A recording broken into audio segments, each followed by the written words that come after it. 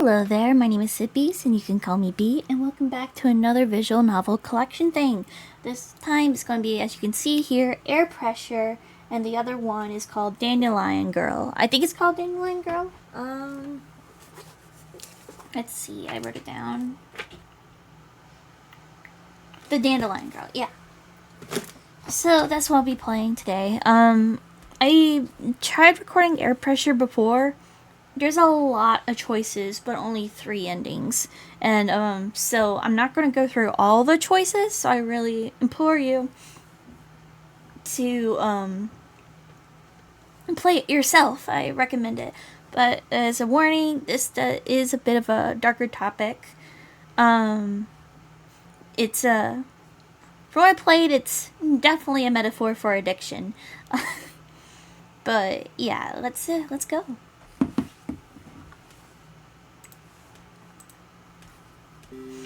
I met her when I was a teenager. From the second we met, she wrapped herself around my left arm and has stuck there ever since. It's several years later now. She's still here with me. How's it going? I'm not sure how I feel about her being around anymore. Fine. That's good. Hey, do you know what day it is? It's the anniversary of the day we met. Of course it is. So do you want to do anything? How about... Let's just stay in together. You sure? That's a little boring. Really? This anniversary doesn't mean that much to me. Damn. I mean... Makes sense. It's just another day. Excuse me? I mean... Oops. I'm sorry, I forgot it was coming up. Don't worry. Memory is strange. This date always seems to fall out of my head. But I remember other things about that day, like the song which was playing when we met. It makes me feel a little nostalgic. Are you sure you're alright? Oh yeah, I was just thinking about the day we met. Oh, really? Yeah. I was thinking about how much has changed since we met. I hope it's a good change. Actually, thinking back to how I was before we met, I realized I was much happier then. Holy... Yeah. Is staying here with her really such a good idea? See what I mean? No, but let's say yes. Yes, my life is different than I could have ever imagined. But now, I'm so comfortable with her that I can't imagine anything else. Maybe life was better before, but I can't say that life after her would be any better than it is right now. Perhaps if we work together, we can make our lives better. A couple of hours pass. I started to get this nagging feeling. Hey. I was wondering. Why are you here? Because you wanted to stay home with me? That's not what I meant. Why do you stay with me? Oh, simple. You need me, don't you? As long as you do, I'm happy to be with you. Do I need her? I suppose I must do, but... What makes you say that? You think you don't need me? That's not what I meant. Hey, I do need you, alright? Really? Yes. Yes, I can't imagine a life without you. Where did that come from? I surprised myself a bit.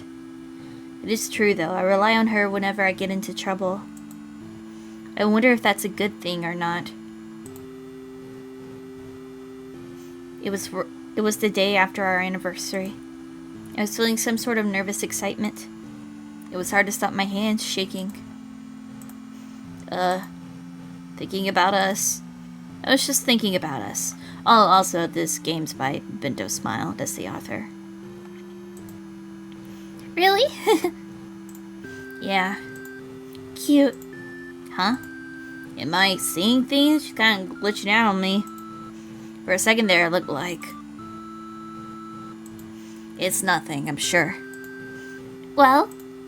I've been thinking that we should... This again. I think we need to be closer. There's so much more I want to know about you. Really? You mean it? Yes, I'm sure. I knew it, that I couldn't get by without her. Without her, it's like something important is missing from me. That night, we were closer than we ever been. I felt relief, now that I'd finally done it. I know I made the right decision. In the hospital. Oof. You're lucky this time. You didn't hit any nerves or arteries. As if I would be that stupid. When can I go home? You have to wait to see the doctor in the morning, and we'll see then. Right. Do you feel better now? Yes. So why did you do it? Of course, it was no problem to talk my way out of the hospital. It was easy because I honestly never felt so good. I felt complete. I should never have doubted that I needed her. At the end of the day, my flaws are as defining as my good qualities. I need her to carry on being myself, to sustain my personality. I need her to be happy. With the closer thing, to normal, it was like a normal kind of thing. It kind of seemed to imply as like, oh, they had sex, but what?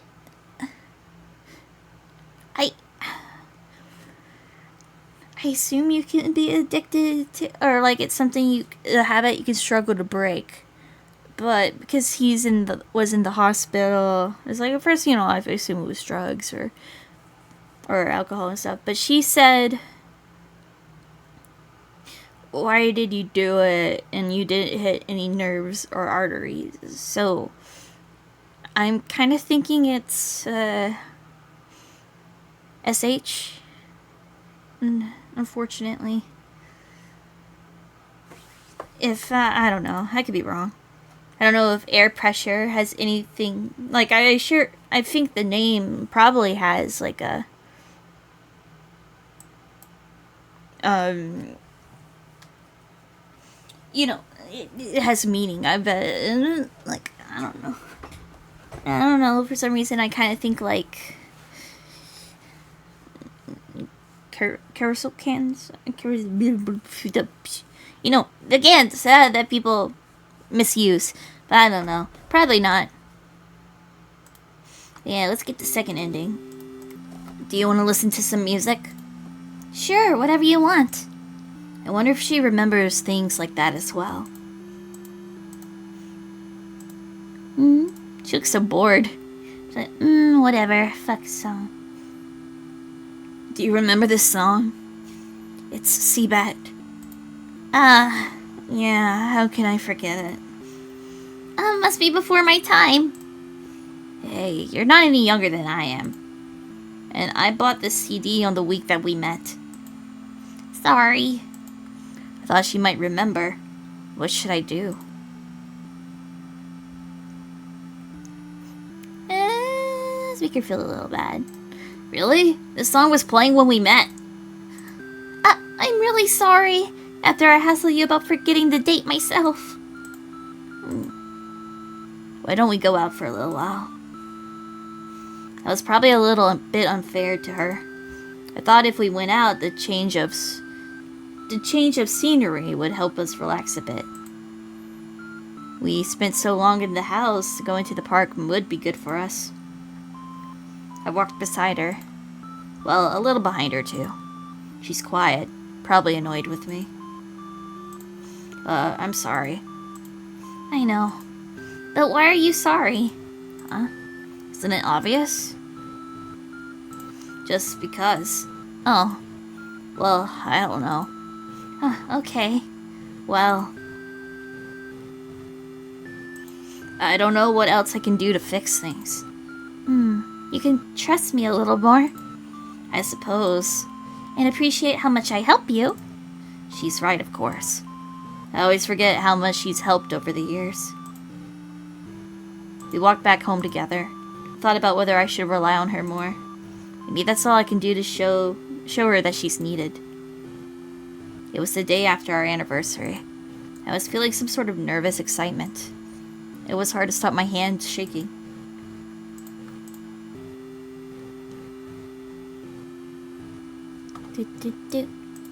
I was just thinking about us. Really? Yeah. Cute.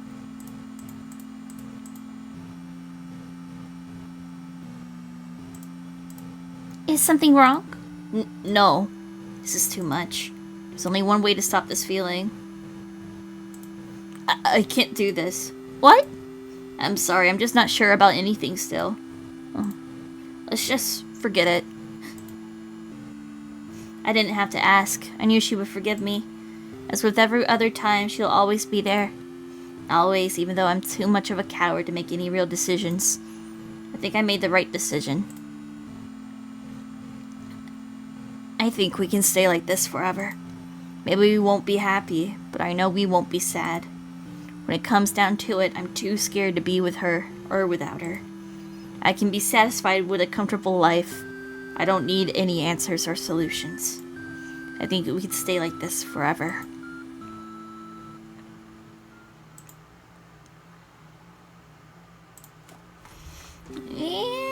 I don't know. This game, I don't think I've really experienced anything like this in my own life.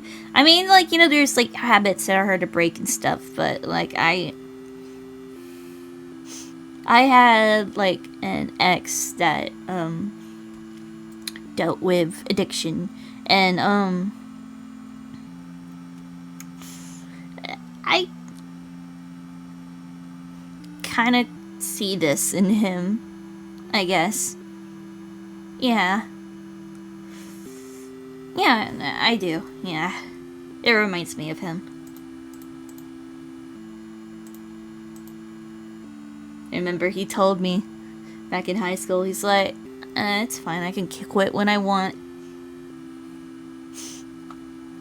That's what they all say. I think I'm just gonna go for a walk. Okay. I thought I would head out into the town for a while. It was busy, people everywhere. I wanted to get lost amongst the crowd for a while. Maybe even feel like a normal person for a bit. But then I heard someone. I don't stop walking. Oi! Are you ignoring me? You are, aren't you? Hey! I want to be alone, I'm sorry. Right, whatever. Why are you here? Stupidly, I thought you needed me. Clearly, I'm wrong. What an idiot I am. She walked away in a huff. And I'm the idiot because I followed her. I walked beside her. Well, a little behind her, too. She's quiet, probably annoyed with me. Are you going to say anything? I can't think of anything. I'm tired. I don't want to help you anymore. You rely on me too much. I don't care. Oh, really? So you'll be fine if I stop helping you completely? You wouldn't. You think you can get by without me to back you up? Well. Yes, well, I would like to try. And come running to me when you fail. Not if you're not going to help. Don't be like that. You know I'll always help you. No matter how bad things seem. We argued a little more on the way home. I think I'm realizing that I don't want her around. She can threaten me with leaving, but I think she's more scared of it than I am. We need to talk. That's never good. Can we just carry on as always? It's alright, isn't it? No. No. Sorry, I can't do this anymore. I don't believe you. I know you. You're useless without me.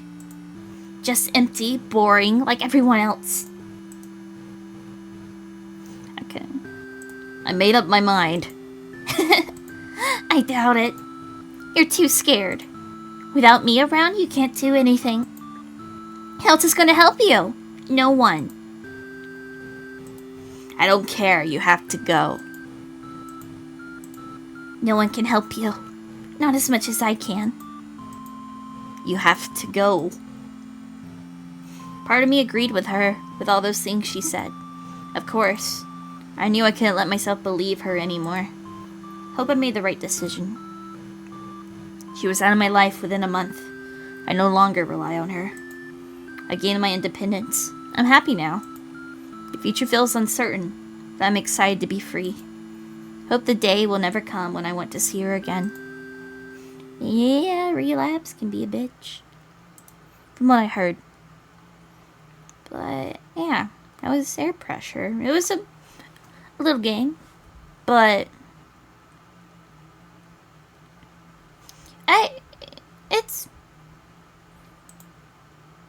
it's important, I feel like. Yeah, I played it on Newgrounds. I will link it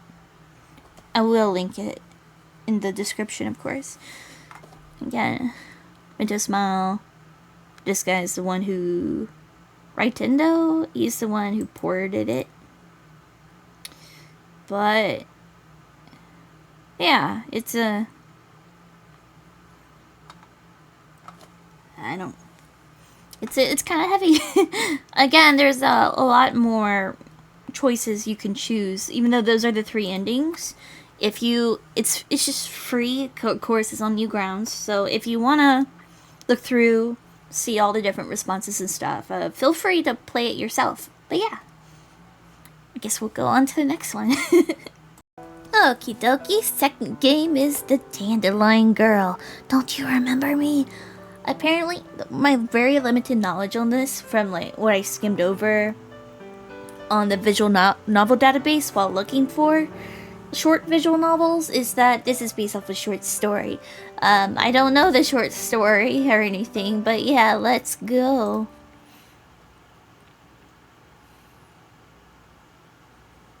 A black screen.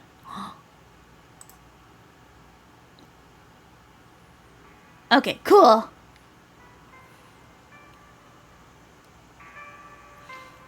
Whew.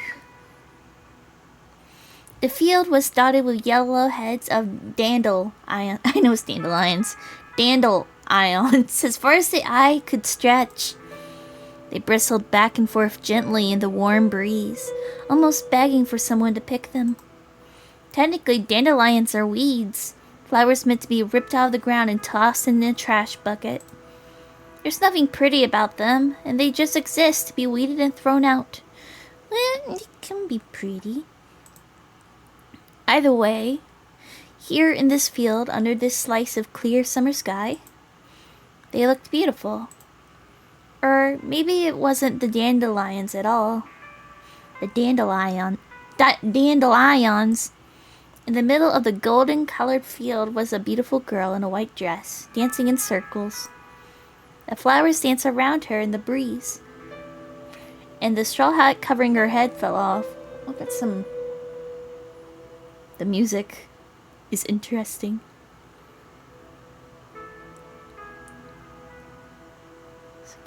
Sounds like there's some reversed notes in there. Her hair was fair, a shade or two darker than the dandelions around her. She let it fall over her shoulders and brush against the middle of her back, and sucked in a deep breath of the sweet summer air. Then she picked up her hat and held it.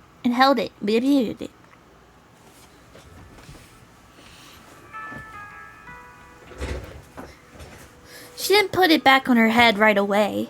Instead, the Dandelion Girl grinned and held her hand over her eyes, looking at the bright blue sky overhead, and simply took it all in. It was something poetic. The kind of thing you expect someone to describe in a sonnet. Or maybe it was something you'd expect to find in a leisurely oil painting. Something warm and comfortable to hang on your wall and gaze at when the temperature gets too cold outdoors. Mark watched the girl and felt a strange and somewhat painful deja vu as though it was a scene he witnessed a dozen times before. Oh?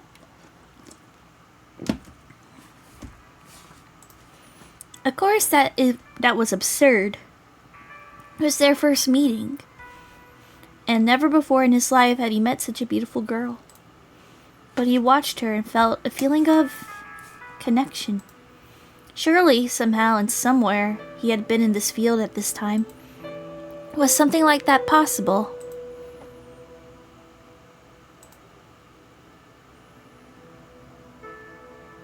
It was some time before Mark realized. The Dandelion Girl with a straw hat had stopped dancing. Now she was just standing there, staring at Mark with a face like a curious animal. Where's her hat? She don't got no hat on, Mark thought. One time at a place called St. Vincent Molly's, he'd seen something like this. It felt like she stepped out of the past and stood before him, but that was wrong. But she stepped out of the future, hadn't she? What's going on? The Dandelion Girl.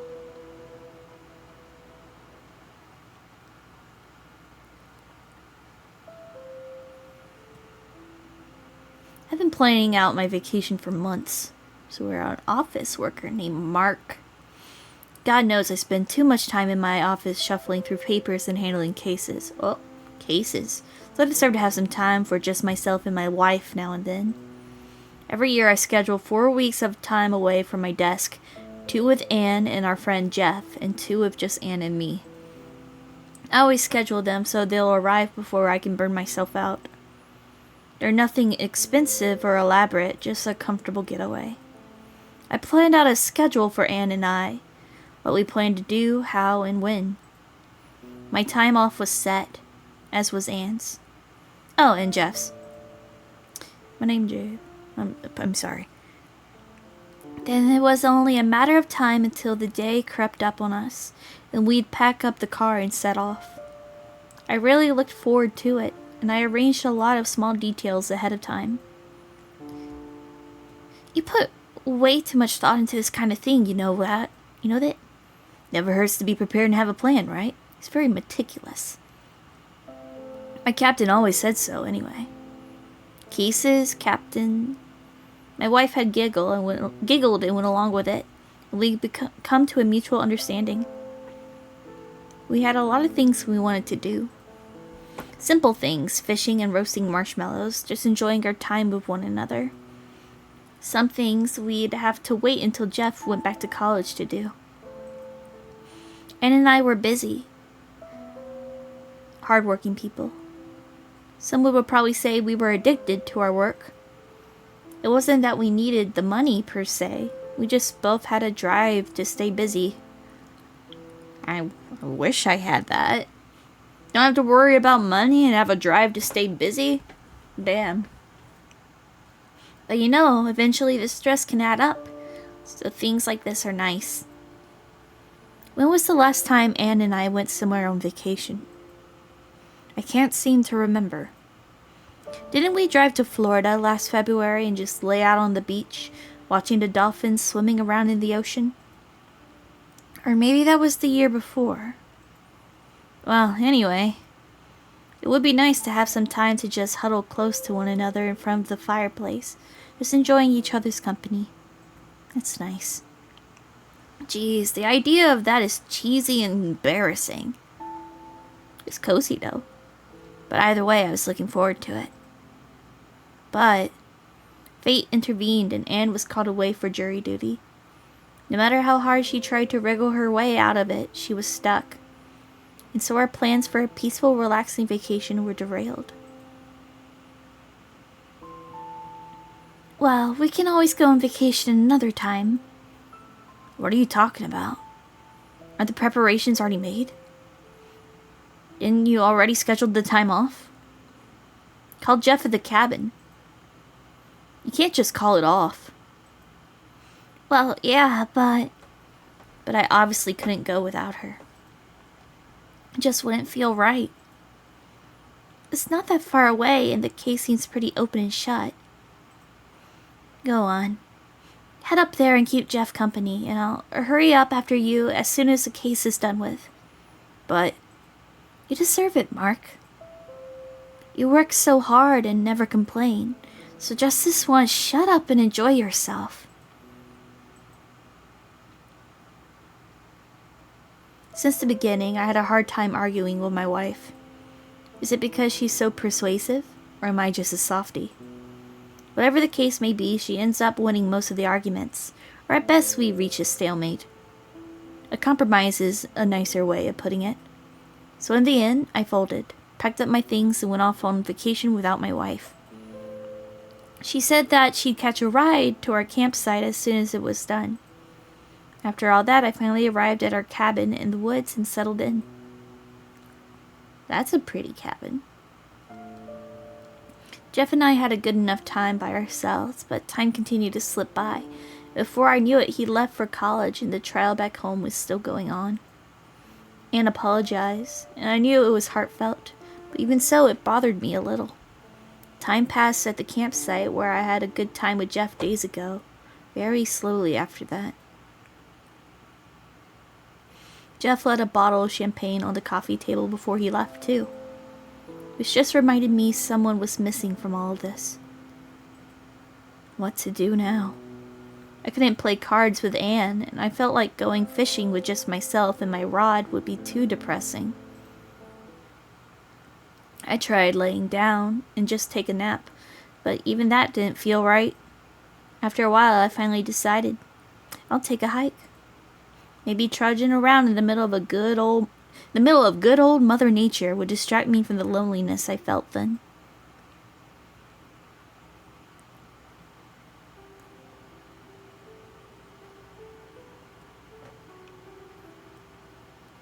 Look, this is higher than I remembered. The climb to the top was further than I remembered. Couldn't tell if I'd taken a different path or whether I was just getting old. But like beside, it seems like they have a pretty good relationship. I hoped it was the former. Oh. After a few more shaky steps, I managed to reach the edge, and I finally climbed up to solid ground. It was a field of dandelions stretching from here to the horizon, rippling in the summer wind. I looked it up and down, from near to far, and after a moment or two, I realized I wasn't alone. There was a blonde girl in a straw hat doing some sort of silly dance, simply enjoying the warmth of the sun. Eventually, she stumbled, and her hat fell off. She picked it up and looked at the sky, then pausing first, she looked at me and let it fall again. After a time, the Dandelion Girl waded over to me in the grass and stopped several yards away. The piano's going hard. Was she at a loss of words? For words, I sure as hell was. Hello, miss. Hope I'm not intruding. Intruding? Getting in the way of your dancing, I mean. It's a big field, though. We can share it, don't you think? Oh, sure. She grinned and nodded her head without an argument of her own. My wife and I come up here from time to time when we go camping in the area. She really likes the view. Without meaning to, I thought my voice had tapered off at the end of my sentence and made me sound melancholy. If it had, the Dandelion Girl hadn't noticed it. Isn't it a nice view? I come here sometimes and I watch for hours and hours and hours. I guess, but I'm not sure I can keep at it for hours on end. Don't know where anything is down there. Maybe my eyes aren't so great these days. Thought maybe she was exaggerating, but I wasn't kidding about my eyesight. Anne had eyes like a hawk, and if we were together, she'd be giggling and pointing down at Cove City. which this view loomed over in the distance, talking about something that was going on down there. But everyone looked like ants from where I was sitting, so part of me thought she was just fooling around. Have you been down to Cove City? I've only been down there once or twice myself. Oh, of course. Oh, wait. Oh, no. They should really say eyes. I mix up the voice. Have you ever been down to Cove City? I've only been down there once or twice myself. Oh, of course! All at once, the Dandelion Girl sprung up, suddenly looking really excited. Down there, you see that? It's a shop where you can get all the latest dresses. They sell jackets and some things for men too, but most of their stuff's for young ladies like me. Girl, do you have any sense of stranger danger? Oh, and you see that? That's a general store where you can get anything from aspirin to arrow cars. The owner is a really nice man who gives me cookies sometimes. It all sounds nice, I suppose. But wait, arrow cars, what are those? Yeah, I was thinking that too. I thought it was just something I just didn't know. So I guess that's a thing. Whoops. She is for the future. I guess they don't have those in this time period, huh? I'll tell you a secret, okay? Just promise to keep it to yourself. I got no one else to tell. Shoot. The Dandelion Girl lowered her voice and put her face closer to mine. I'm from 240 years from now. In the future, you know. With an entirely serious face, she said that. Huh, neat. That's all you got to say? Really? Sure. Were you expecting something else? The Dandelion Girl clasped her hands together. He's right like, this chick is crazy.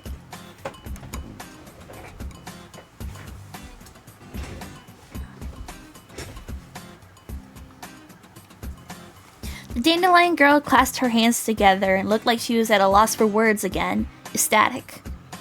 So you believe me? Of course. No chance. When I was a kid, my brother and I liked to play pretend. Acting like we were from space or pirates or even from the future or the past, trying to muck up the present. Even though some of those make-believe sessions ended in scuffs and bruises, I remember how much fun they've been.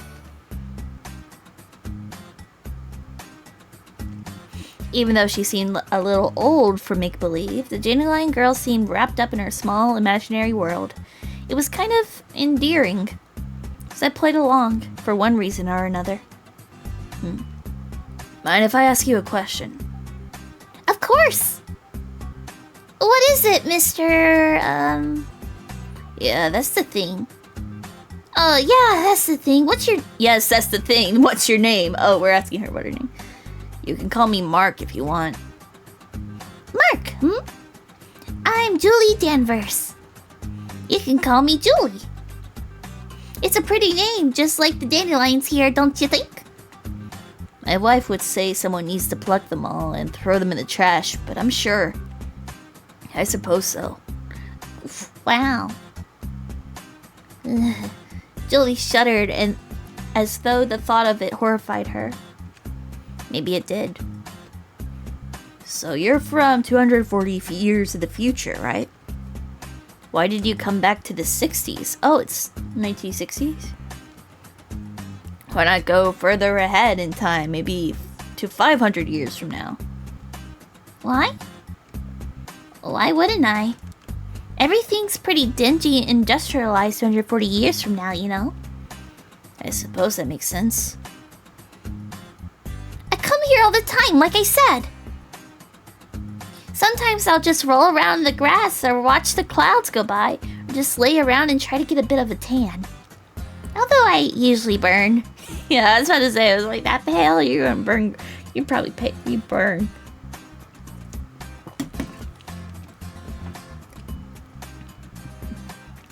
Oh, you know, the day before yesterday, I saw a rabbit, and yesterday a deer, and today, you!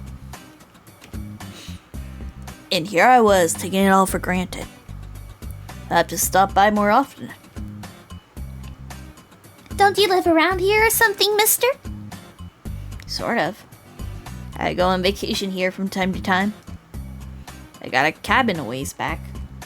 Normally my wife comes along with me, but, well... She left you behind all to yourself? I mean, she couldn't really help it. That sounds pretty mean. Again, she couldn't really help it. No, she had jury duty all of a sudden, that's all. She said it was an open and shut case, though, so she hurried after me. That sounds suspicious, if you ask me. Maybe it did. Just a bit. They don't have jury duty or anything like that in the future, Julie?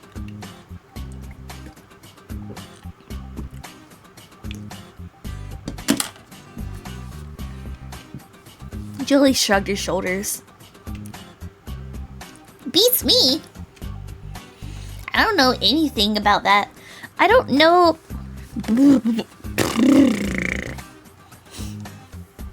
Beats me. I don't know about anything like that. So you find a way to weasel out of it. Heh. Why are you laughing all of a sudden? Oh, it's nothing. Probably. It's just, I don't know. Haven't laughed in a couple days now. Every day my wife isn't around feels a little bit more gloomier. Well, I'm glad I can make you laugh. You're pretty funny, you know? You make me laugh too. Just a little, though. Better than nothing, I guess. I wondered who Julie Danvers was, really. A girl from the future? I was dubious about that, but I did think there was something genuine about her.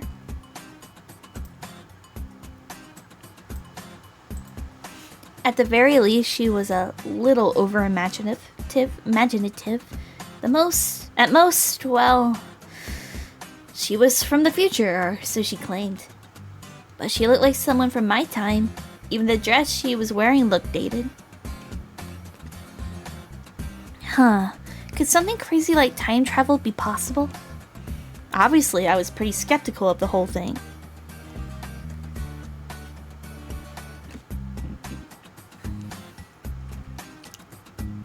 Do you like my dress, Mr. Mark? Just Mark is fine. Sure, what do you ask? Well, you've been staring at it for a while. Are you perv? Unless you have a thing for collarbones. Clavicles are nice. I like clavicles. You're a little young for me. Thank God! Woo! Julie puffed out her cheeks and looked indignant. Even though she seemed a little annoyed, it still managed to be cute somehow.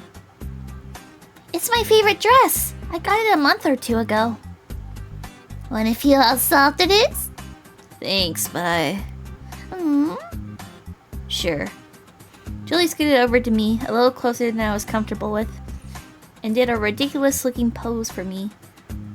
So this is fabric from the future, huh? Strange stuff. It was something I couldn't quite put my finger on. Looked like someone had meshed together seafoam, cotton candy, and snow together and flattened them into a fabric. Now that was a little cheesy. Even if I didn't believe it was from 240 years in the future, it was certainly interesting. It's nice. And you're right, it is pretty soft. That makes me happy. Well, if you say so. Without much warning, Julie Danvers dropped into a seated position and stared at the clouds overhead. The sky was blue, but the sun wasn't glaring too brightly, so you didn't quite have to squint looking up. Papa would really like to see this. The clouds don't look like this in the future. Really? They're dark and dirty looking, and, well... Too bad for him that he's not with you. Why don't you bring him along with you sometime? Is he dead? He's dead. If I could, I would. But, you know, Papa's an invalid. What's an invalid? Oh? That's right. If he gave up his research and his time machine, he'd probably just be left alone. But he keeps tampering. So he's not dead. But he keeps tampering with things that shouldn't be tampered with. Or so they say. People always seem to be after him. Really? You seem to be doing pretty well. They can't get a hold of me even if they try. I'm too sneaky. Makes me wonder if that's something to be proud of. Julie and I both laughed together. I wasn't entirely sure what to make of it, the my father is an invalid part, so I just left it alone. Maybe it was something better off unknown. Well, it was really fun, Mr. Mark, but I should be going. Oh yeah? Going back to the future? For now. Papa needs his supper and I have to clean my bedroom. It's kinda messy, same girl. Sounds important. Will I see you again? Again? Tomorrow or the day after that or something. Oh! Of course! Lately I've been coming here every day. I like a little change of pace, and the time machine affected by... Oh, my stomach hurt, man.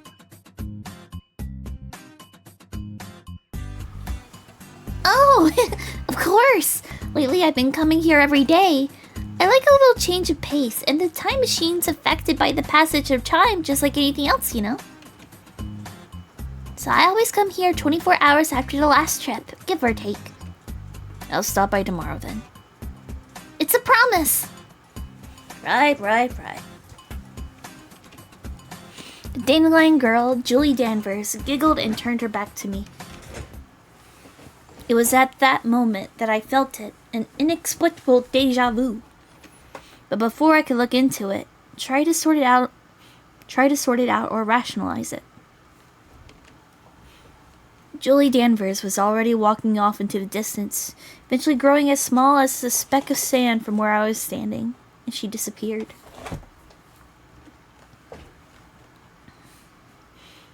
Okay, future girl. The Dandelion Girl. The Dandelion Girl.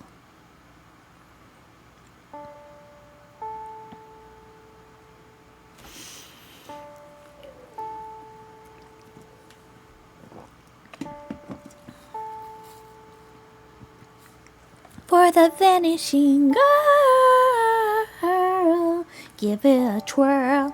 I don't know. After Julie had gone and I returned to my little cabin at the edge of the woods, I realized how quiet everything had become. At first I thought it was just the silence of the night far away from the city. Then that maybe it was because I stopped talking to myself. And then, after I really thought about it, I realized it was because I'd gotten so used to the soundboard that was Julie Danvers. She was so lively and talkative, and it made the melancholy quiet of my vacation fade away. And then she was gone. I sat in a cozy armchair by the phone, smoking and looking up at the knotholes in the ceiling overhead. Occasionally I'd see an odd shape that looked like something, like a face or a tree, or something like that.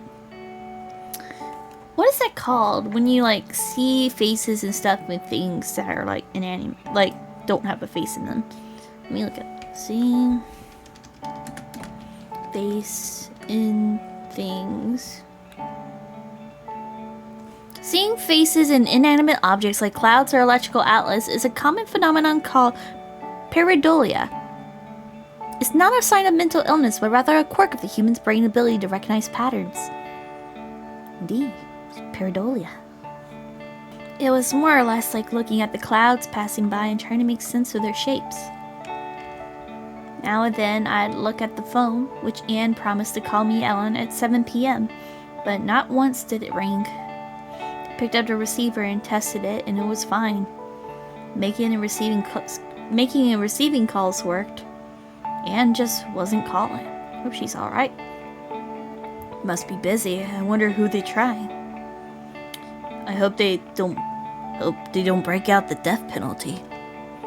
I've been to jury duty once, and even though you're supposed to keep the case to yourself, I told Anne some of the details. I won't bother with the grisly details, but it was a pretty scummy guy. The death penalty was on the table, and honestly, I thought the son of the bitch deserved an electric chair. Anne didn't like the sound of that at all. I thought about Anne sitting at a table, shuffling around in her seat, trying to make a point without sounding pushy. I really wish Anne would call. But no matter how hard I stared at the rotary phone on the table, it didn't ring. I wonder what it was like being on jury duty. I know. It was a little depressing. Vacationing on your own without a word from your spouse feels like some kind of punishment. I poured a glass of bourbon and sat back down in my chair and lit another cigarette while I was at it. Yeah, I had like a vacation recently, quote unquote, where I asked for some days off work. I was originally supposed to go on a trip with my sister, but that kind of fell through. So, what I did is that I fucked up my sleep schedule. That's what I did. I got the hiccups, I'm sorry.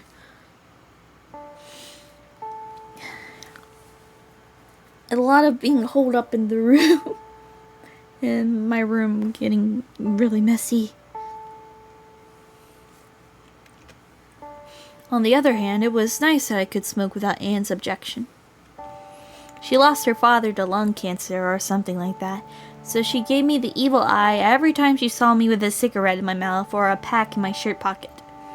I guess I'd feel the same way. So for that reason, I usually didn't smoke. At least not around my wife. After a while, I decided that Anne probably wouldn't be calling tonight, so I stood up and locked the place up for the night. As was the usual ritual, I left the porch light on and locked the front door.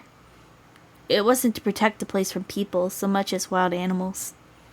I headed to bed with my bourbon and sat down.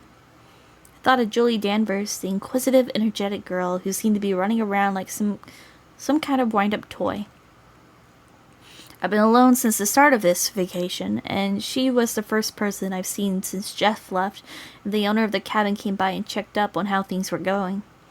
I missed her. Come on. What? She gotta be less than half your age and you're married. No! But honestly, I've been by myself for so long, could you blame me? I thought anyone would be happy to be accompanied by a cute girl like Julie. Like, at first I was like, oh, it's like something wholesome, but like that one line, she gotta be less than half of that. It's like, I wasn't interpreting it. It was like anything weird. It'd be like, oh, it's a unusual bond, like just people talking, whatever. I don't know. A friendship. I don't know. Because honestly, like how she's drawn, it might just be the art style and like just how she's been keep on calling like a girl. She seems like a minor.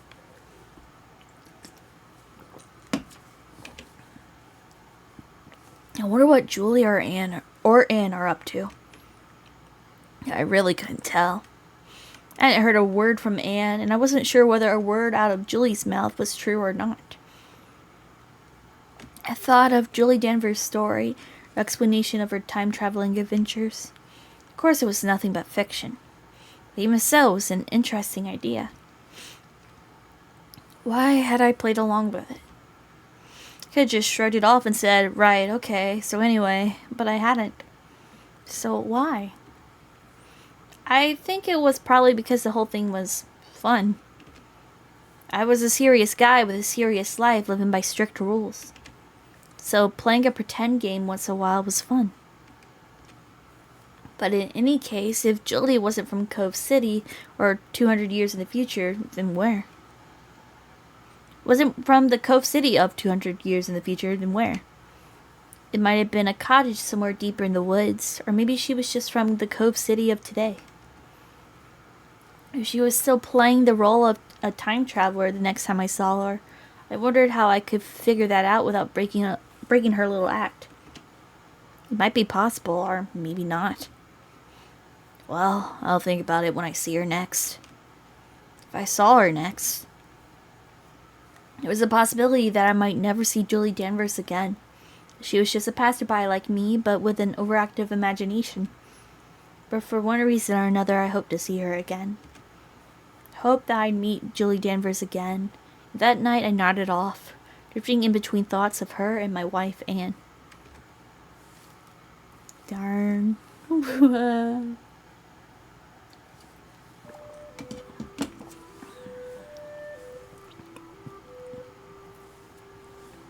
I climbed the rocky slope again the next day, hoping to catch another glimpse of the Dandelion Girl. I knew there was a chance that our meeting had been a fluke from the beginning, and so I wasn't sure whether or not we'd meet again in the field of brilliant yellow flowery bill. But still I hoped.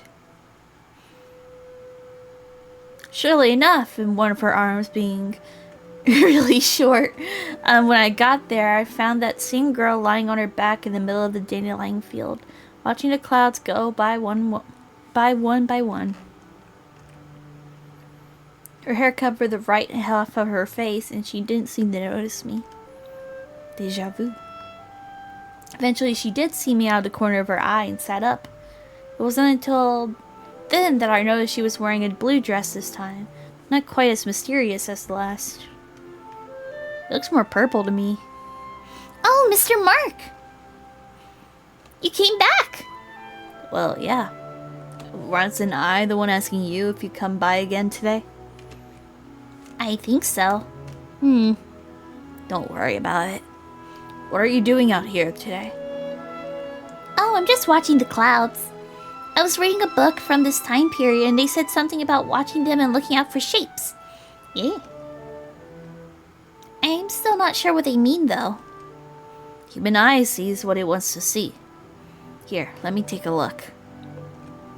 Look at that cloud. It looks like a bird, I'd say. See? That part is the outline of a wing, and that part. It's a beak! Good job. Understand now? Yep. Wow, there really are all sorts of shapes if you look hard.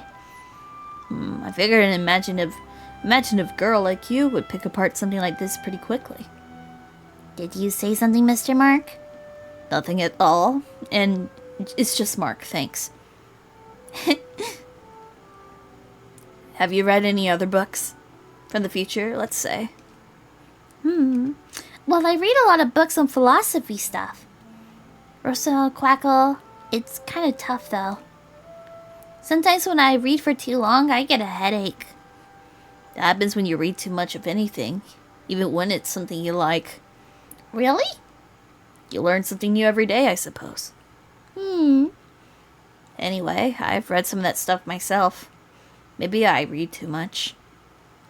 There's no such thing as that, Mr. Mark. It's Mark, Julie.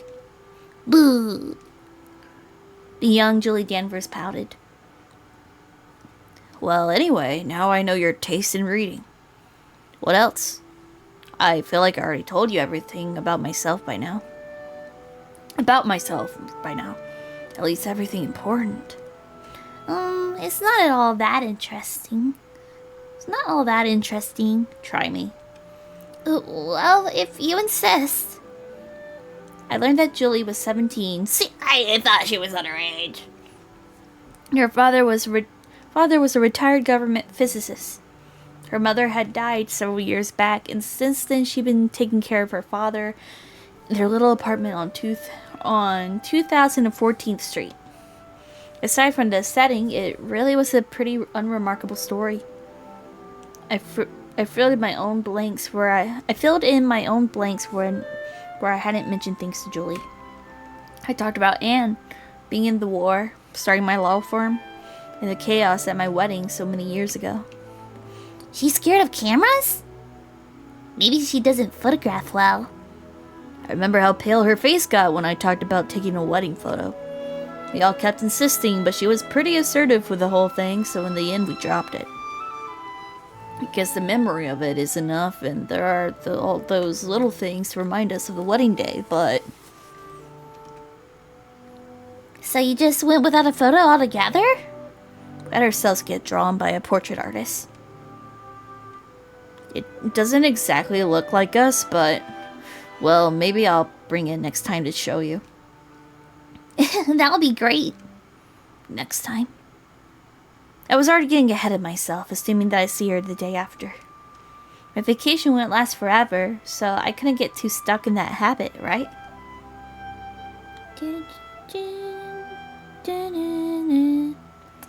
I had like my headphones kind of off for a while, so I didn't hear what song he's playing. Do do do do do do do do do do do.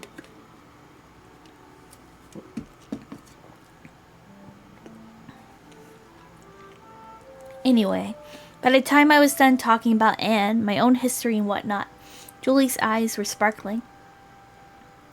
I still didn't think it was that fascinating. Oh, Mr. Mark! Everything in this time period is so wonderful. I wish I'd grown up in the 60s. When you're older, you'll say the same thing about the decades before. But why don't you just move to the 60s if you like it so much? Assuming you could hop back and forth between 1966 and I can't remember what year you said it was. Well, if I had to do that, I'll be abandoning Papa. Which I never ever would. And I still have to worry about the time police finding me. They're pretty shrewd and clever. They don't give up no matter how long it takes. They sound like tough nuts to crack. Huh. Well, they got that stupid theory they got to defend, you know. Is it the time paradox? I don't actually. What stupid theory? What stupid theory? Boo. Oh, the butterfly effect. They think that if you talk with anyone, no matter how small and unimportant, it will change the future and maybe not for the better. Sounds like a pretty plausible explanation to me. What's your counter argument? Papa's Book of Time theory. How'd that go? Julie took a minute to gather her thoughts and then gave her own explanation. Do do do do do do do. Do do do do do do. I don't know. I like classical music. It's easiest to think of time like a book. Even though there's a beginning, a middle, and an end, the book is already written and sitting in the palm of your hand, so you can't change the result. Kind of like, well, it's Science Gate, you can still change the result, but it's I don't know. It kind of reminds me of it. Like, there's like in this timeline, like this is like an event that's going to happen no matter what. Like, yeah, world line number or whatever. Something like that, but why? Everything that leads to the final page is already accounted for. It's already written. If you were to go back in time and tinker around, nothing would happen. Because you already went and done it. That's what led to the end all along. Huh, neat. I'm glad you're a smart man, Mr. Mark. Oh, wait, first thing. Everything that leads to the final page is already accounted for. It's already written. If you were to go back in time and tinker around, nothing would happen because you already went and done it. That's what... God. Everything that leads to the final page is already accounted for. It's already written. If you were to go back in time and tinker around, nothing would happen because you already went and done it. That's what led to the end all along. Huh, neat. I'm glad you're a smart man, Mr. Mark. It's Mark. Me. Kinda depressing though, don't you think? If I were to go and stop something really terrible from happening, it wouldn't matter. Maybe that's what would have caused it in the first place. Well, anyway, a stable time loop, that's certainly different. Papa says whatever happened, happened. I guess that's the easiest way to explain it. But it would be nice to be able to go back and change things, even just a little. Is there something you want to change? Oh, Is there something you want to change, Mark? again, it's like I have no idea who's talking. It's like if they like changed the colors of the text, that would probably make it easier. Or like a script thing, it says their name. I guess that's the easiest way to explain it. But it would be nice to be able to go back and change things, even just a little. Is there something you want to change, Mark? There was. Years ago, I've been drafted to fight in the war. The things I seen and experienced, the smell of burning flesh and those horrible smells surrounding me, the taste of blood in my mouth. They were etched into me. Had gone from things I felt to think... Had gone from the thing... Can I speak? Piece of blood in my mouth. They were etched into me. Had gone from things I felt to things that were a part of me. Could I change the flow of time so that I wouldn't have to be drafted to begin with? Like break my fingers or something before? Or else, could I have stopped things from going so horribly and staining my hands with so much blood? Maybe if I'd been smarter, I wouldn't be forced to remember those things I'd done, which I'd actually been praised for. There was a soldier I killed. It couldn't have been older than 18 or 19. He was just a kid. But he was an enemy. And the moment he removed his helmet to fix the strap, I put a bullet through his head, and he dropped like a sack of potatoes. After a while, I got used to it. It wasn't as though I liked it or felt satisfied, but the notion of kill or be killed had become a part of me, and I accepted it. There was nothing honorable about dying on the battlefield. You die pitifully, and in that place no one mourns your death. You just keep on firing, and when it's finally over, if your side won, then they pick you up and carry you away. What a joke. I wanted to forget those things, the things I'd seen and the things I've done. So I could finally look at my hands without seeing those invisible stains. Mr. Mark? Something on your hands. Huh? What? You've been staring at your hands for a while. Is there something wrong with them? He got blood on his hands. Someone's got blood on their hands. Well...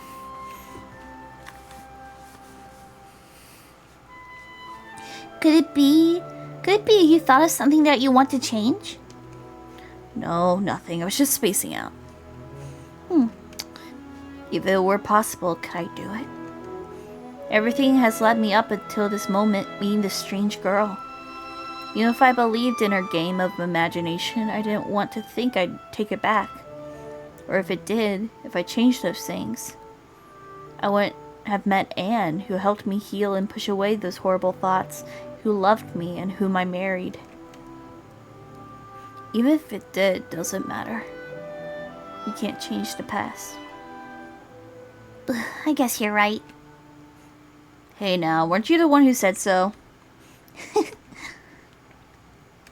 Well, if you can change the present, that's good enough for me.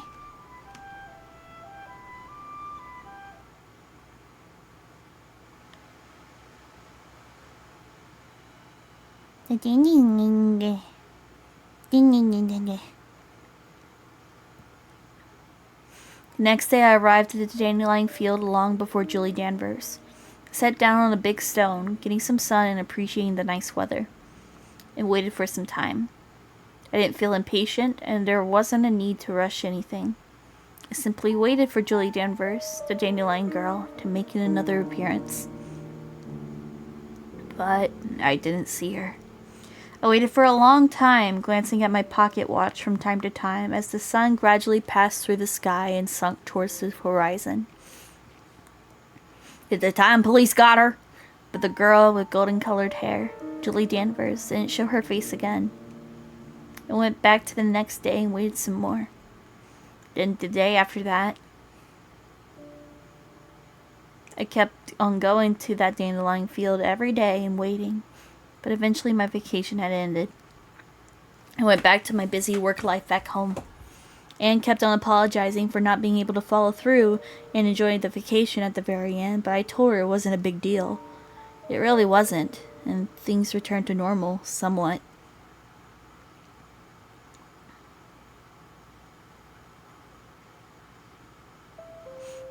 You look really out of it lately, Mark. You think? Yeah, so cut the crap and get back to the grindstone.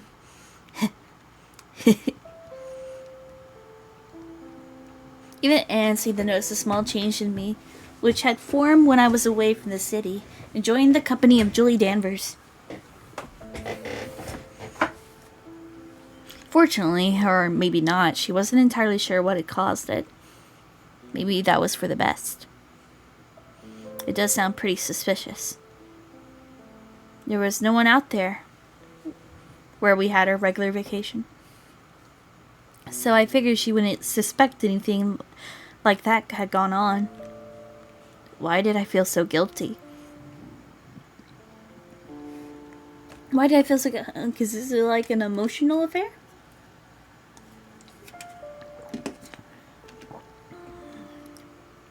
I wasn't entirely sure. But every now and then, as the season started shifting from one to another, I drive down to that place. Sometimes with Anne, usually not. And I look around, hoping I catch a glimpse of Julie. But like she had just been an apparition or a pleasant daydream, she didn't reappear again. But then, eventually, one day, she did. I met Julie Danvers again when I was strolling through the dandelion field where I met her months ago, which had been plucked free of dandelions and filled with real flowers that were surviving and thriving in the sunlight. At least for the time being, shortly before winter arrived, when it would kill most or all of them. I saw her wearing dark clothes that looked strange on her, standing in one spot, staring emptily into the distance. Julie? Is that you? Hey, Julie. Hurried over and called her name, but she didn't respond. Julie, that's you, right? Are you alright? Julie? The air of the Dandelion Girl I come to know and appreciate had been wiped away. There was nothing but a heaviness in the air that made me uneasy. It wasn't the same girl who had felt so easy to talk to before standing in front of me. I was sure of it. I'm sorry I lied. I thought I could make a couple more trips and then everything would be fine. I could fix it, you know. Then we could go meeting to the day you left to go home and then... Did something bad happen? It's more of a rhetorical question, but Julie nodded her head just the same. What is it? Papa died. What? Your father passed away. When? When? Blah. I'm so sorry, Julie. I didn't understand.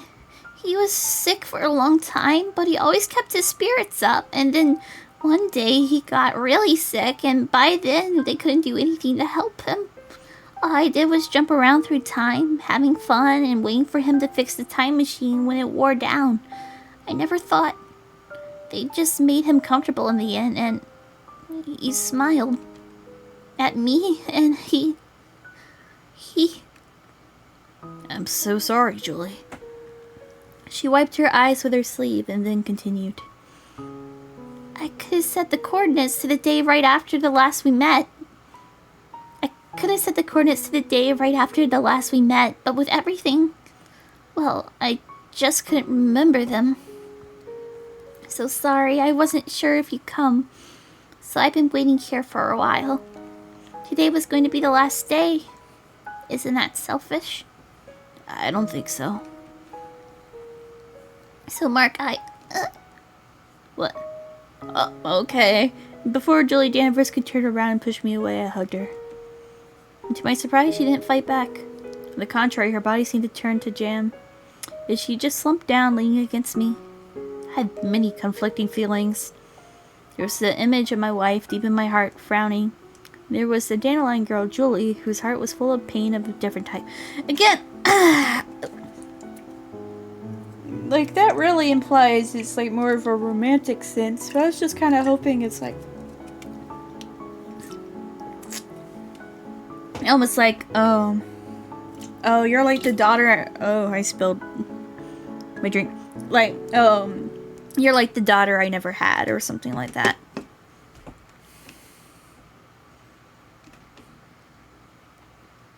You're strong, Julie.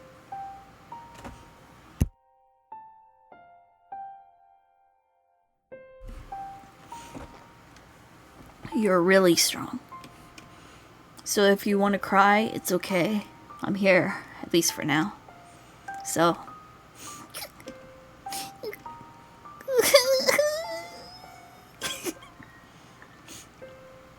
She choked on them for just a moment, and then, gently, the dam creaked as it slowly broke open, and the suffering of Julie Danvers, which she'd probably held back for a long time, started to flow down her cheeks unabated.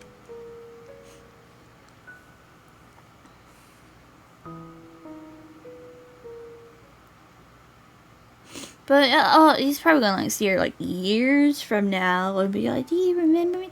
And that's why he's like, "Do you remember me?" Because it was the future, and that's when he's gonna figure out, oh, she's actually from the future, because she'll be the same appearance years later.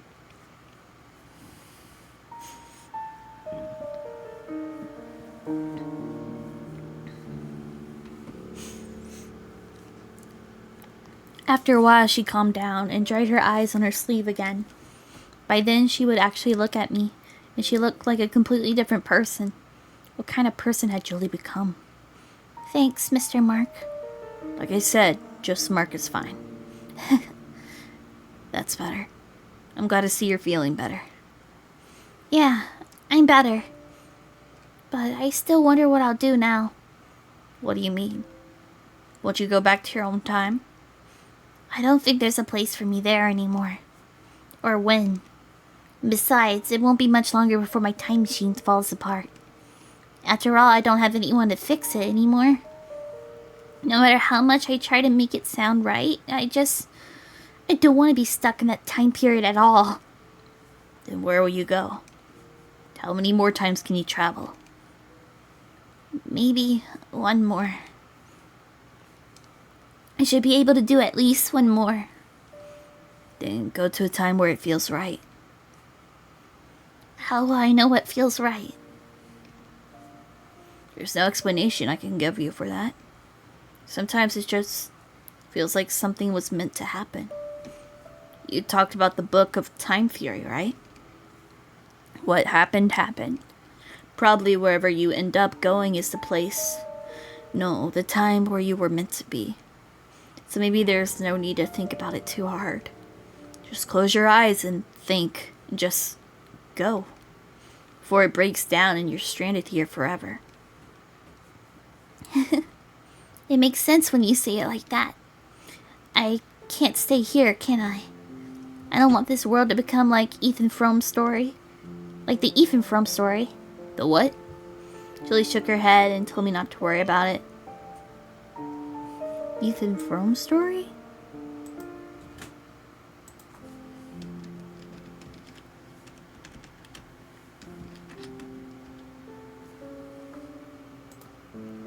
Oh, it's a novel.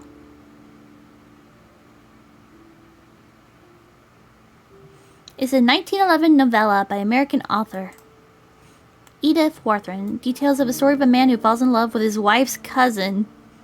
Oh. Oh no. I think I know what you mean. There's something only I can do. That's what I gotta do. Or is that her? I think I know what you mean. There's something I can do. Something only you can do, is it? That's right. Well, whatever that is, I believe in you. So do it, and don't regret it. As long as you do that, everything will be okay. Julie nodded her head in agreement, and she slowly, very carefully turned around.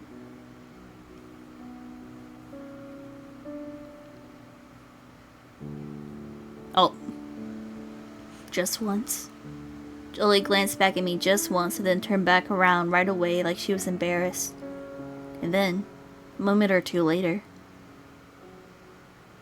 there was a crash like thunder and a flicker of light, and then the image of Julie Danvers disappeared forever.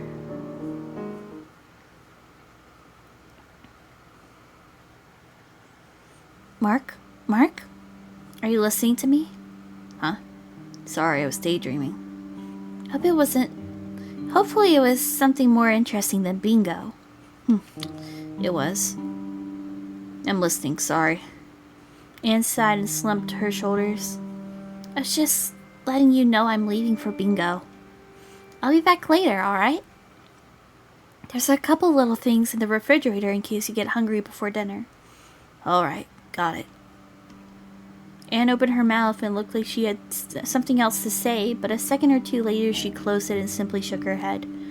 Then she turned around and picked up an umbrella from the stand by the door and left for her weekly bingo game. I really haven't been the same, have I? When would I go back to normal? It felt like something about Julie Danvers had touched me, then just as I was beginning to get used to it. She was snatched away before I could figure out just what it was. My wife saw that, but I didn't think she knew exactly what it was. Still, I must be acting pretty suspicious. I looked out the window, which was streaked with raindrops inside. Eventually. Once enough days, weeks, or months went by, I'd forget all about Julie Danvers and her ridiculous story. Something I wouldn't be able to tell anyone about, solely because they wouldn't believe a word of it. Now that's depressing. On many levels. After a little while, I finished the jigsaw puzzle I'd been working on the kitchen table. It was a field of flowers, and I wanted to just scramble it up again and dump it back into the box.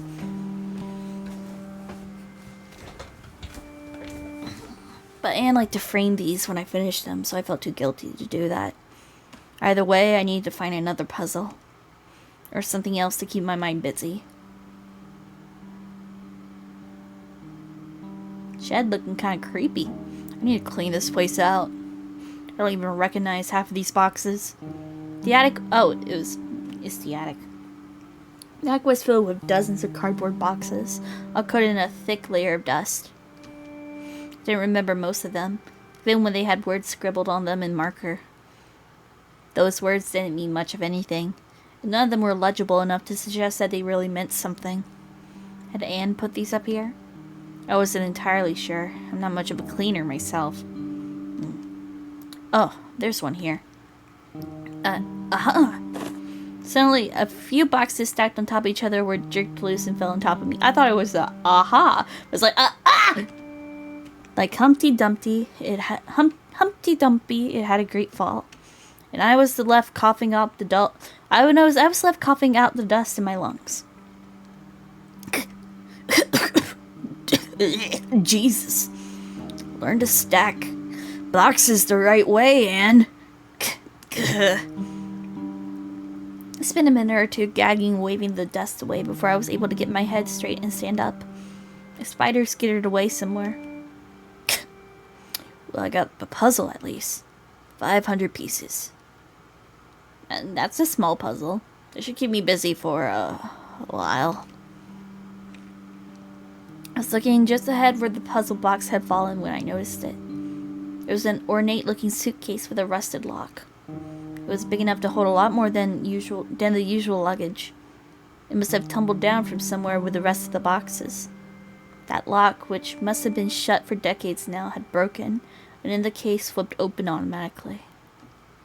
Inside was a bundle of papers, a dress, and a dozen broken pieces of dark glass in a box. The case belonged to Anne. Just after we'd gotten married, she showed up with it, blushed, and told me it was a bundle of embarrassing sentimental things from her father. It didn't seem like much of a big deal, but she made me promise not to open it. She even gone as far as to lock it up tight, and as far as I knew, she lost the key. She joked that she swallowed it. That was a joke, right? Embarrassing sentimental things. I always wondered what she meant by that. So even though I was going against my word and looking through things I promised not to, couldn't help but be curious to see what she was ashamed of. I'd probably be okay as long as I did my best to shut the case again. It's probably not going to be okay. Tuck it away somewhere inconspicuous and not bring it up in front of her. But What the hell is this stuff? Birth certificate, a bunch of... I can't even make sense of these papers.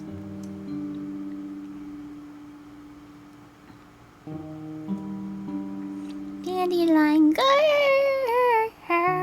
you give it a twirl.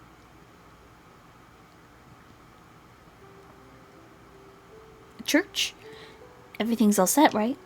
That's right. Getting nervous, Mr. Randolph? The tuxedo looks fabulous. Oh, or is it the flower arrangement? What makes you think I'm nervous? I don't know. It could be your shaking hands. Sorry, I'm just ribbing you. All in good fun. Right. I never been to a wedding before, so my own was pretty disorienting. I didn't have a damn clue where anything went or how to proceed. Thankfully, we had someone to direct it and put everyone in the proper place. So I assume we had like a wedding rehearsal, right? It was someone Anne had met on a business trip, apparently. She seemed to know what she was doing. So hypothetically, everything should work out in the end. But still, I felt something uncomfortable settle in the bottom of my stomach.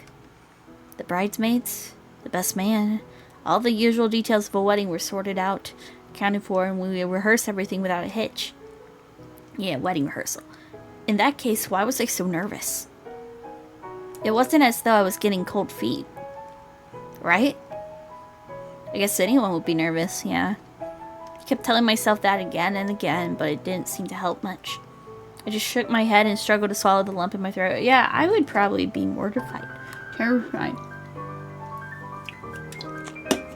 And to stand up in front of everyone and be like, to get married to someone, is everyone's eyes are on you, and they're like, I come from like a Christian family, so it's like you're supposed to wait to get married before you canoodle. So it's like a sign. It's like, oh, we're up here, and it's like all the family, they look and they're like, they're gonna fuck.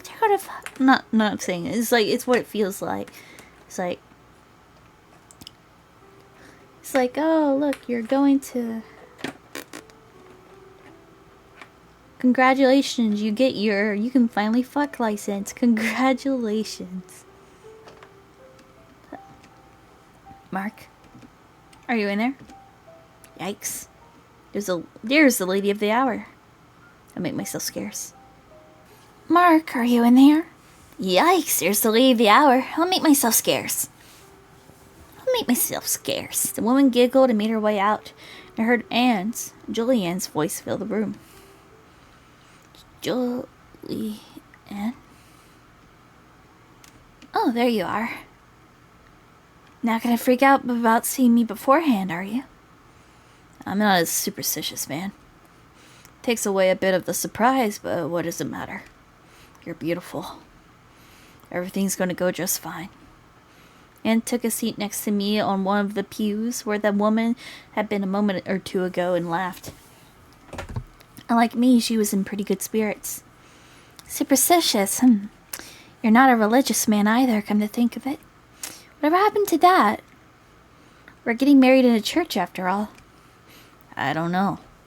I think maybe I lost sight of the whole thing when I was deployed. Some of the other guys on the battlefield, they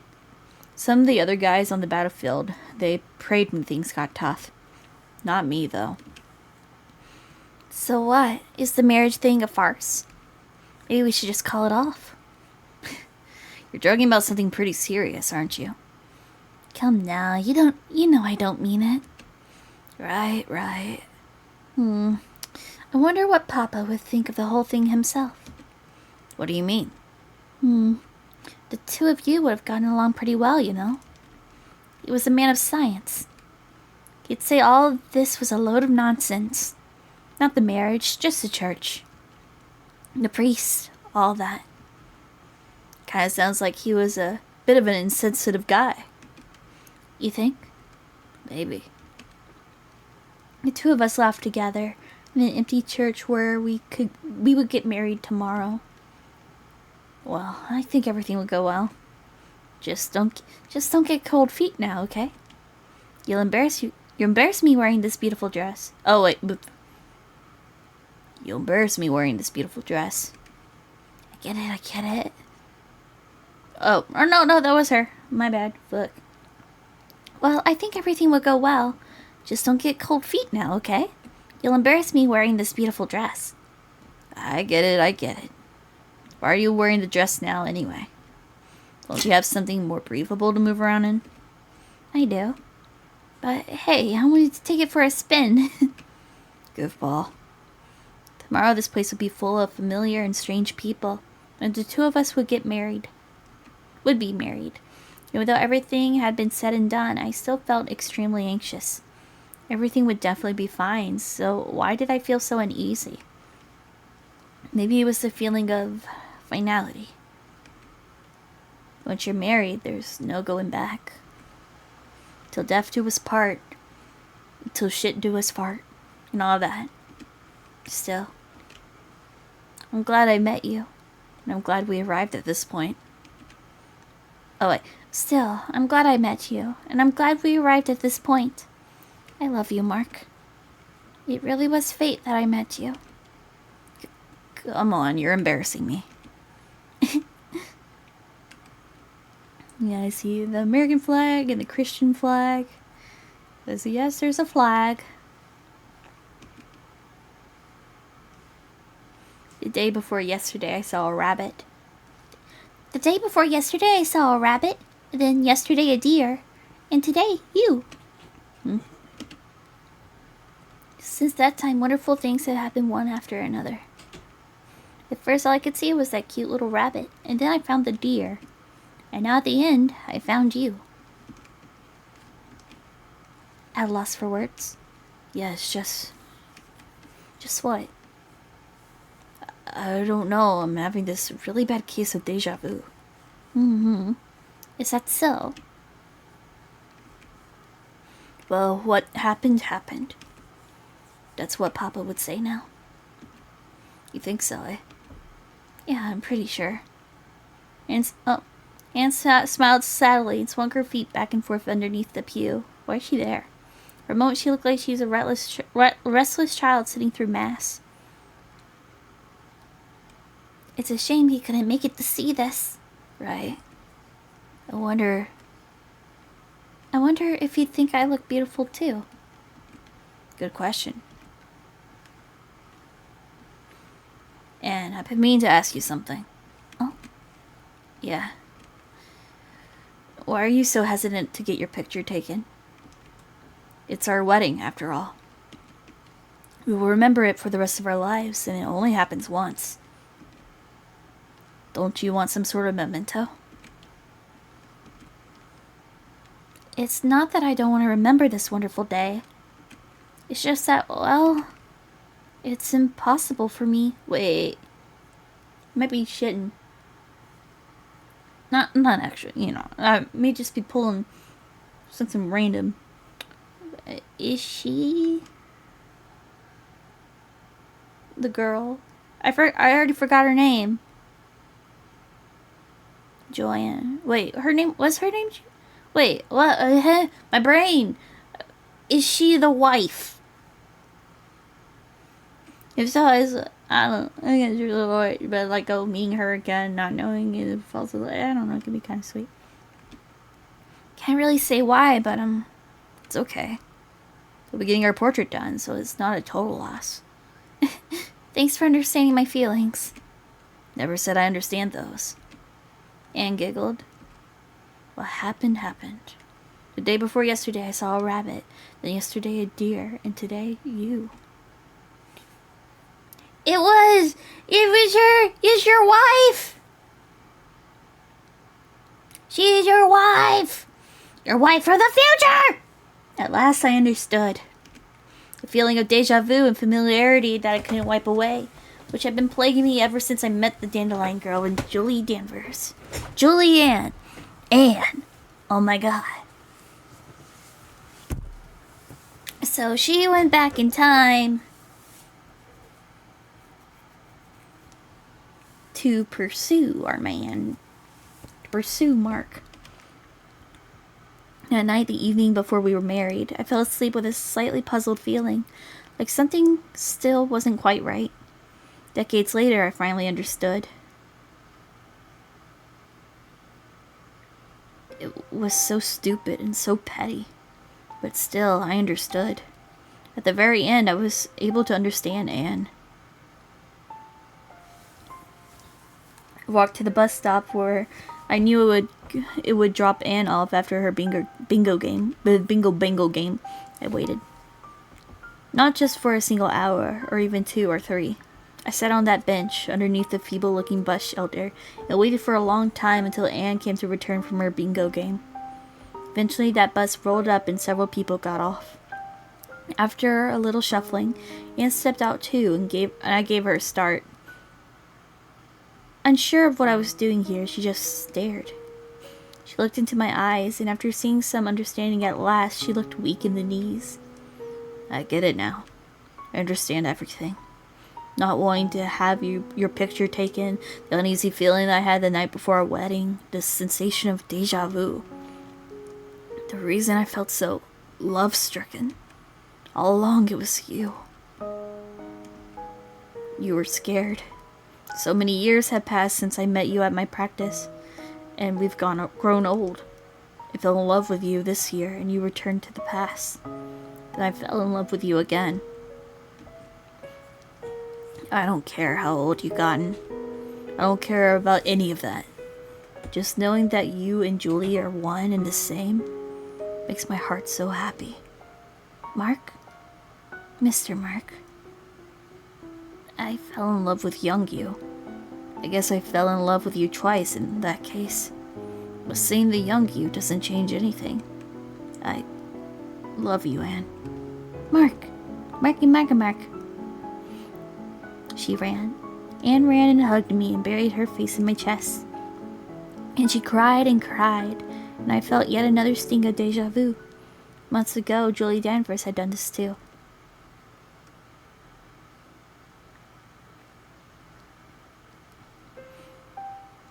It was a warm, reassuring deja vu.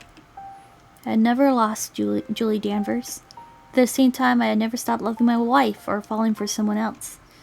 In an imperfect world where nothing seems to ever line up neatly, things have fallen into place. That ended a chapter of my life about Julie Danvers. Or, in a way, maybe it had just begun. Whatever the case may be, Anne and I walked hand in hand in the rain, clinging to one another.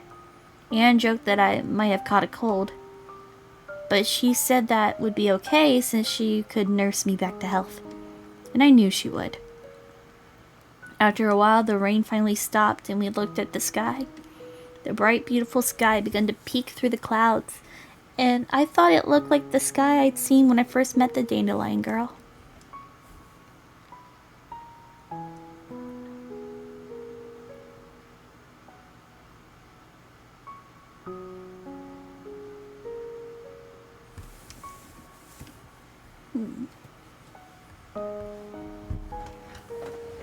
Original story, The Dandelion Girl, Robert F. Young. Rewrite, The Dandelion Girl, Don't You Remember Me, Michael E. Hatch. Okay. So it's...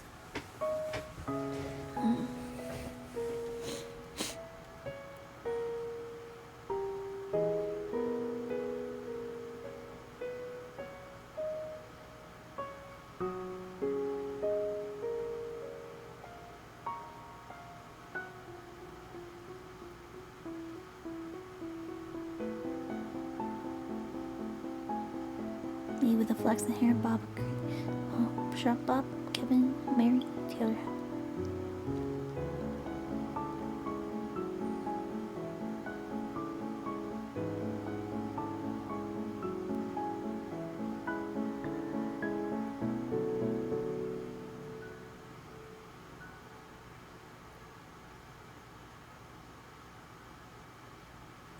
The memory of Elise Timber, the original dandy girl, rest in peace. Huh.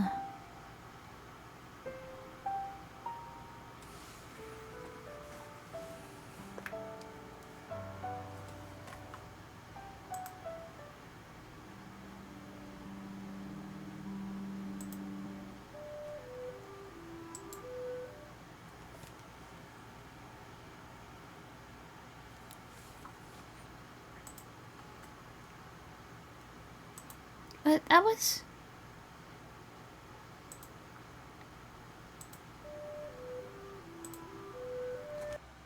I looked her up, and she was a young lady who passed in 2013. Like, she was pretty young, around 26. I don't know the cause or anything, but no matter what, losing someone who's that young is just, it's always a tragedy. It's extremely heartbreaking. But yeah. That was kind of sweet. I mean, so like the old man falling in love with a 17-year-old girl, like, you know, that's kind of creepy, but like, the fact that it was like his wife, I don't know. So like when she grew up, it was like she probably was like, I'm gonna, for my final time, I'm gonna go back in time and I'm gonna be his age and we're gonna fall in love and get married and stuff. And she hold on to that, I guess. Uh, yeah. I don't know. I'm glad the wife is good. No, I'm glad the wife was yeah. I don't know. But yeah, that was the first game I played. Excuse me. Oh yeah. I guess this one was like a more heavier overall. It's like I'm trying to remember the first game I played. It was the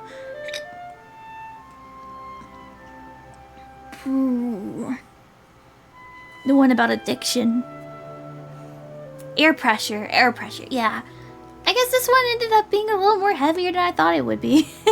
It wasn't on purpose. I just got like, oh, which ones would take me about like an hour to do together. But I think this one definitely took over an hour because I think reading this one took a little bit longer than I thought it would be, but it's okay. It's okay. But yeah.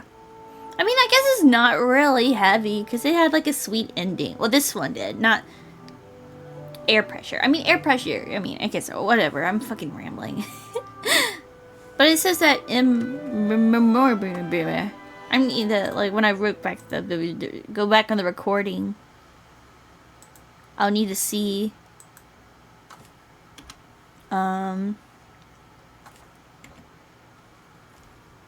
continue story. Oh wait, I could save this whole time. I mean, I didn't really need it. There's no choices. But I kind of want to see who that person is that was in yeah. I kind of want to look it up. But yeah, I'm going to stop my rambling ass. But yeah, thank you so much for watching, and I'll see you next time. Yeah. Bye.